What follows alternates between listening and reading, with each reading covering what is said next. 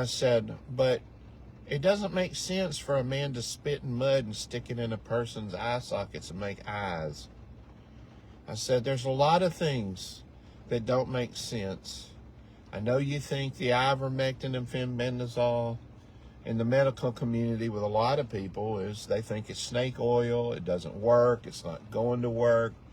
And they'll say something like there's no studies on it and that sort of thing.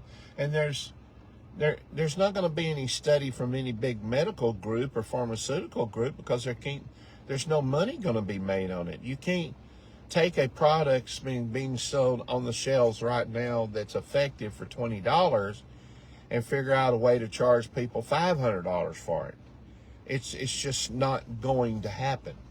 There's not going to be any big studies. The studies that are occurring are independently funded studies, but they're not being done by the pharmaceutical companies and the big physician groups and things like that, simply because there's no money in it. There's no way for them.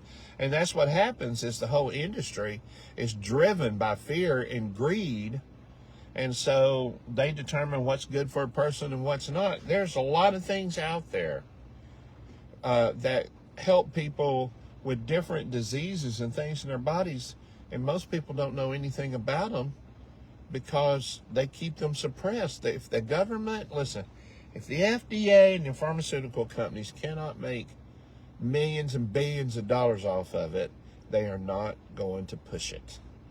So, but when you go to a doctor's office and the doctor and everybody in there is taking it because it's working on them and others they know of, and you know something's afoot, but some, you know, there's a lot of that going on. And because of the way it is, you can't go in there and the doctor's not going to say, listen, if we're taking ivermectin and fenbendazole, you ought to take it too. They can't do that because they're not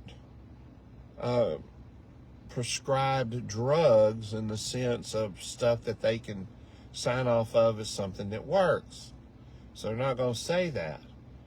But so what we did, like we told our doctor, our primary physician, we said, this is what we're doing. He said, you know, that's probably what I might do myself. You know, they'll say something like that.